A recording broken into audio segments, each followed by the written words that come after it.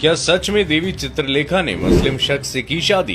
खुद बताई सच्चाई। सासू माँ के बारे में कह दी इतनी बड़ी बात सुनकर आप भी रह जाएंगे हैरान। प्रभावशाली और आकर्षक युवा कथावाचक देवी चित्रलेखा का नाम तो आप सभी ने जरूर सुना ही होगा। चित्रलेखा ने महज 26 साल की उम्र में बड़ी पहचान बना ली है। टीवी से लेकर सोशल मीडिया तक लोग उनकी कथा तो सुनते ही हैं, साथ ही उन्हें बड़ी संख्या में फॉलो भी करते हैं। चित्रलेखा इतनी कम उम्र में लोगों के बीच खासी लोकप्रिय है। रज की छोरी से लोग मानते हैं कि उनके कंठ में साक्षात मां सरस्वती का वास है। उनकी वाणी से निकला एक एक शब्द लोगों के दिलो दिमाग पर खासा असर डालता है। देवी चित्रलेखा जितनी मधुर वाणी के जितने इनके फैंस हैं, उससे कई ज्यादा लोग उनकी खूबसूरती के दीवाने हैं। अक्सर उनकी खूबसूरत तस्वीरें सोशल मीडिया पर वायरल होती रहती हैं, जिसकी वजह से वो चर्चा में बनी रहती है। इन दिनों देवी चित्रलेखा किसी और वजह से नहीं बल्कि अपनी शादी की वजह से सुर्खियों में छाई रहती है। दरअसल पिछले कुछ दिनों से उन्हें लेकर एक खबर फैल रही है कि देवी चित्रलेखा ने एक मुस्लिम शख्स से शादी की है। इसके बाद से उन्हें लेकर तरह तरह की बातें होने लगी और इसी बीच देवी चित्रलेखा की शादी का सच सामने आ गया।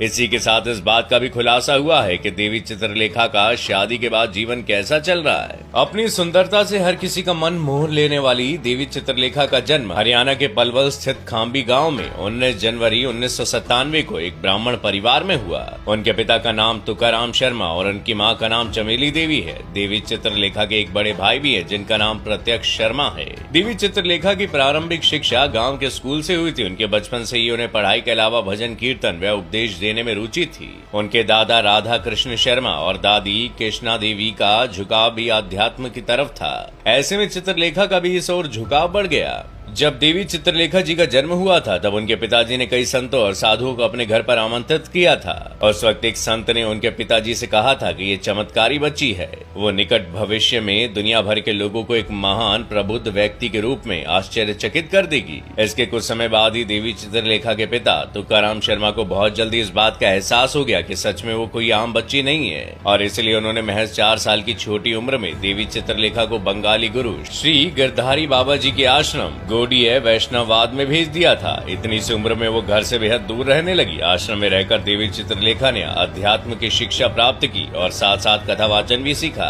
आपको जानकर हैरत होगी कि देवी चित्रलेखा ने महज 4 साल की उम्र से धर्म ग्रंथों का अध्ययन करना शुरू कर दिया था। जब वो 6 साल की थी तब उनके माता पिता उन्हें लेकर ब्रिज के नामी संत रमेश बाबा के सत्संग में पहुंचे। सत्संग खत्म होने के बाद रमेश बाबा ने देवी चित्रलेखा को माइक थमाया ताकि वो कुछ कह सके। उन्होंने करीब आधे घंटे तक अपने आध्यात्मिक विचार सभी के सामने रखे, जिनको सुनकर वहां मौजूद सभी लोग हैरान रह गए। यही वो पल था जब नन्ही सी उम्र में देवी ने कथा करना शुरू कर दिया था। इतना ही नहीं बल्कि महज 9 साल की उम्र में